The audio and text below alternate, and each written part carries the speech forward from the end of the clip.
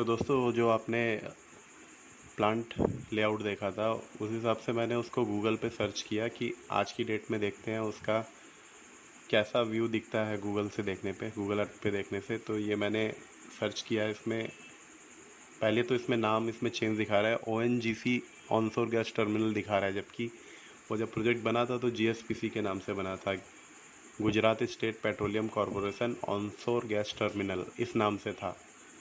अब ये ONGC onshore gas terminal हो गया है। पता नहीं, हो सकता है कुछ जॉइंट वेंचर ऐसा कुछ होगा।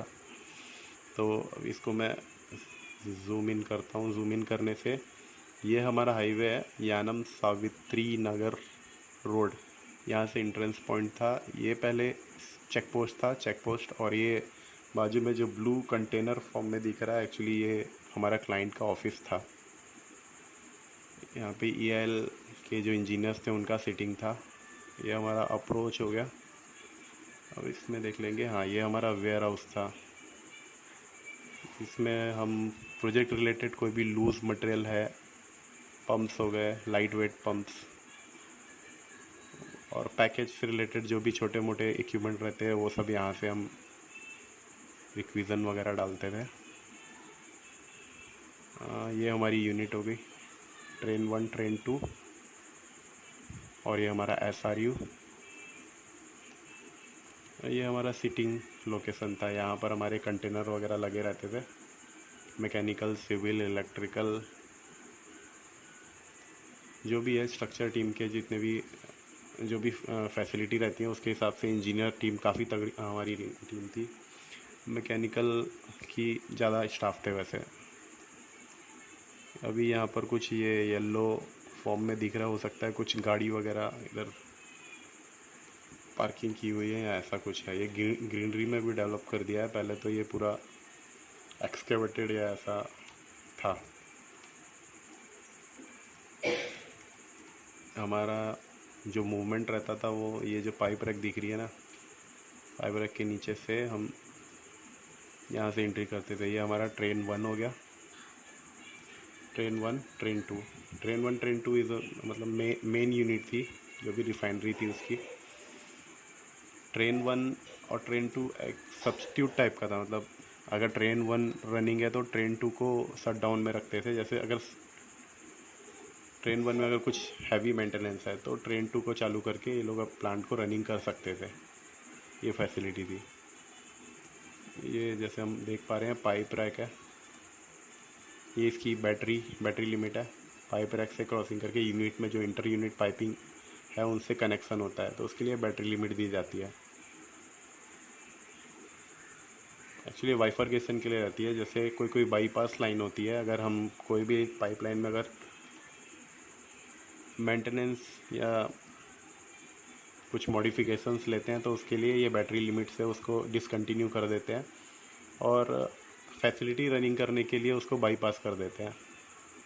तो मोस्टली जो भी पाइपलाइन रहती हैं उसके यहाँ पर फ्लैंजेस जॉइंट रहते हैं, या फिर बाईपास का जो भी है वो फैसिलिटी रहती है। हम बाईपास भी कर सकते हैं या यहाँ से डायरेक्ट डिसकंटिन्यू करके उस लाइन को अगर डिसमेंटल करना है या उसको क्लीनिंग करना है वो कर सकते हैं। ये ट्रेन 2 की बैटरी लिमिट हो गई। ये ट्रेन 1 ट्रेन 2 लगभग एक जैसा ही है, बस ट्रेन 2 रिड्यूस फॉर्म है ट्रेन 1 का।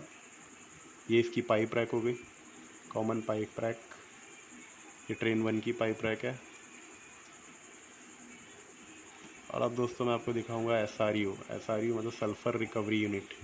ये मेरा यूनिट था एक्चुअली, ये मैंने इंडिविजुअली सुपरविज़न किया था।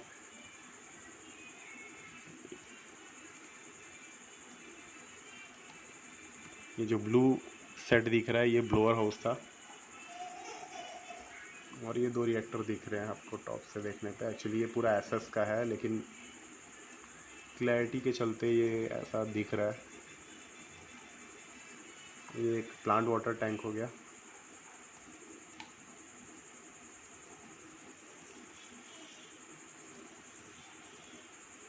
SRU दोस्तों पूरा मैंने किया था। तो SRU में मोस्टली डुप्लेक्स SS मटेरियल, जो हैवी रेसिस्टिविटी रहती है जिन मटेरियल में केमिकल से लॉन्ग लाइफ के लिए, वो पाइपलाइन था पूरा। देखिए ये अपनी कॉमन पाइप रैक हो गई। ये आप देख पा रहे हैं बाउंड्री जैसी जो दिख रही है, एक्चुअली वो पाइप रैक है। ये यहाँ से होते हुए यहाँ पर एक ये जो दिख रहा है ना, ये आरओ प्लांट था एक्चुअली। मतलब प्लांट के लिए जो भी ड्रिंकिंग वाटर और ऑपरेशन पॉइंट ऑफ व्यू से जो भी वाटर है उसकी रिक्वायरमेंट के लिए यहाँ एक प्लांट था। इसके अलावा एक पावर प्लांट भी था। हाँ, ये 8 मेगावाट का पावर प्लांट था, जैसे सीपीपी बोलते हैं ना। कोई भी प्लांट का अपने इंडिविजुअल अपने यूज़ के लिए अगर कोई, जैसे अगर पावर कट होता है तो अपने रिक्वायरमेंट के लिए एक पावर प्लांट भी लगाया हुआ था इन्होंने। वो भी हमारी कंपनी ने ही के इंजीनियर्स ने लगाया था। ये पावर प्लांट अभी आजकल ये दे दिया है पार्कर हैनिफ प्राइवेट लिमिटेड को, वो इसका टेक केयर कर रहे हैं। ऑपरेशन वगैरह दे देते हैं, वही कॉन्ट्रैक्ट में हो सकता है दे रखा होगा, या फिर जैसा भी है। इसके अलावा देखिए जो पाइप रैक में आप ये जो लूप देख रहे हैं ना, देखिए ये एक्चुअली फ्लेयर लाइन है। फ्लेयर लाइन मतलब क्या होता है, जैसे कोई भी इक्विपमेंट रहते हैं, जैसे क्रूड ऑयल प्रोसेस पाइपिंग के जो भी, जैसे गैसेस जो भी निकलती हैं, जैसे वेंट होता है, जैसे पंप का कुछ वेंट होता है, एक्सचेंजर का होगा, टैंक्स का होगा, तो वो सब एक्चुअली कंबजिबल नेचर की गैसेस रहती हैं, जिसको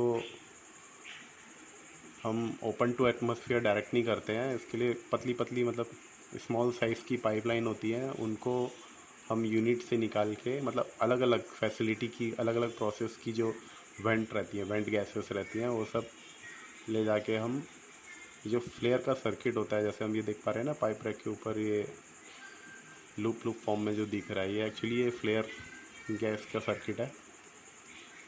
ये हर एक यूनिट से निकल के, देखिए ये पाइप रैक हो गई, यहाँ पर भी ऐसे दिख रहे हैं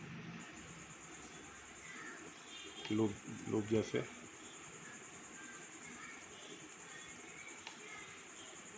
एक्चुअली ये लाइन में जो गैसेस है उसको फीड करने के लिए और एग्जॉस्ट करने के लिए कोई इक्विपमेंट की ज़रूरत नहीं है। ये लाइन पूरी जो अपनी पाइप रैक में दिख रही है, ये स्लोप में रहती है टुवर्ड अप स्ट्रीम। तो स्लोप वाइज ये ऑटोमेटिक, जैसे ग्रेविटी होती है, ग्रेविटी के हिसाब से जो भी गैसेस रहती हैं, जैसे कोई प्लांट है वो फुल फोर्स में चलता है तो अमाउंट ऑफ गैसेस बढ़ जाती है, तो ये सब गैसेस ऑटोमेटिक मतलब सेल्फ प्रेशर से ये सब यहाँ से जाके ये जो अपना चिमनी होता है, जैसे आपने देखा होगा वीडियो वगैरह में भी आप देख सकते हैं, अगर आप कभी रिफाइनरी विज़िट नहीं किए हैं तो एक कैंडल जैसा जलते रहता है, मतलब काफ़ी ऊंची चिमनी रहती है, वो जलते रहती है। और कभी कभी क्या रहता है ना, फुल फोर्स में प्लांट चलता है तो ये चिमनी से मतलब काफ़ी नॉइस के साथ कंबजन होता है। देखने से लगता है कि क्यों इतना मतलब फ्यूल वगैरह क्यों वेस्ट हो रहा है। एक्चुअली ये वेस्ट नहीं होता है, ये मजबूरी है। मतलब ये गैस यूज़ नहीं कर सकते क्योंकि इसमें एक सिंगल टाइप की कोई गैसेस नहीं होती, इसमें मल्टीपल टाइप के कंबजिबल वेस्टेज रहते हैं जो जिसका हम यूज़ नहीं कर सकते, और वो उतने ज़्यादा अमाउंट में भी नहीं रहता कि उसको हम यूज़ करके यूटिलाइज़ कर लें, इसलिए उसको हम एग्जॉस्ट कर देते हैं। ओपन टू एटमॉस्फेयर एग्जॉस्ट करने से क्या होता है, ऑक्सीजन वगैरह से रिएक्ट करके वो कैंडल जैसे जलने लगती है। ये पॉन्ड है, मतलब क्या है, एक फैसिलिटी रहती है प्लांट में, कहीं पर भी रेनी वाटर रहेगा या जो भी वेस्ट वाटर रहेगा, वेस्ट वाटर को ये डायरेक्ट ओपन आउट एग्जॉस्ट नहीं करते हैं, ये अपना एक इंडिविजुअल पॉन्ड जैसा बना के रखते हैं। देखिए 1 2 3 4, ये 4 पॉन्ड दिख रहे हैं। इसमें हो सकता है कुछ रहता होगा, जैसे कोई भी यूनिट में ऑयल वगैरह लीकेज रहता है, ऑयल वाटर लीकेज रहता है, तो उसका एक मैं सेपरेट वैसे वीडियो बनाऊंगा, मेरे पास उसका एक पूरा पैकेज डिटेल है, तो उसमें आपको क्लियर कर दूंगा। वो एक्चुअली रहेगा ऑयल गैस टर्मिनल का, तो उसमें भी आप अच्छे से समझ पाएंगे कि ये कोई भी प्लांट का जो वेस्ट वाटर रहता है वो कोई भी प्लांट और गवर्नमेंट रहती है वो उसको डायरेक्ट बाहर एग्जॉस्ट करने नहीं देते हैं, उसको रिसाइकल करना पड़ता है, उसी प्लांट में रिसाइकल करके उसको यूज़ कर लेते हैं। और बहुत कम अमाउंट में जो भी स्लरी और वेस्टेज रहता है उसको सीवरेज के थ्रू सी में या फिर जो भी वेस्ट वाटर रहता है वहाँ पर उसको ड्रेन कर देते हैं। मोस्ट ऑफ द रिफाइनरी जैसे रहती हैं उसमें क्या रहता है ना, आसपास में वाटर का रिसोर्सेस रहता है। जैसे ज़्यादातर रिफाइनरी आपने देखी होगी, जैसे जामनगर हो गया, गुजरात में रिलायंस वगैरह की जो रिफाइनरी हैं वो सब समुंदर के किनारे होती हैं। तो वहाँ से जो भी अपना वेस्ट वाटर रहता है वो सब अंडरग्राउंड पाइपलाइन ले जाके उसमें ड्रेन कर दिया जाता है। इस प्लांट के भी साथ मतलब यहाँ पर एक गोदावरी रिवर थी, वो भी मतलब सी से कनेक्ट थी। तो कभी कभी वाटर ऐसा मतलब रेनी वाटर आ जाता था, ऐसा लगता था कि समुद्र है पूरा। तो एक लाइन यहाँ से सी के लिए भी जाती थी। यहाँ पर एक राजीव गांधी सेतु ब्रिज है, वहाँ पर हो सकता है जाती होगी। तो इस तरह से दोस्तों मैं दिखा रहा था, मतलब हमने यहाँ पे काम किया था 2011, 12, 13। यहाँ पर जो मैकेनिकल फैसिलिटीज़ थी वो सारी हमने एग्जीक्यूट की थी। वो जो आपको मैं इस वीडियो के साथ प्लांट का जो अपना लेआउट है वो दिखा रहा हूँ, उसमें भी आप जैसे इसमें ये सब आइडेंटिफाई कर सकते हैं। इस वीडियो में आपको अगर कुछ जानकारी मिली होगी तो आप लाइक शेयर कर दीजिएगा। बाकी ऐसे वीडियो मैं और भी बनाऊंगा, क्योंकि और भी प्रोजेक्ट्स हैं जिनमें मैंने काम किया है।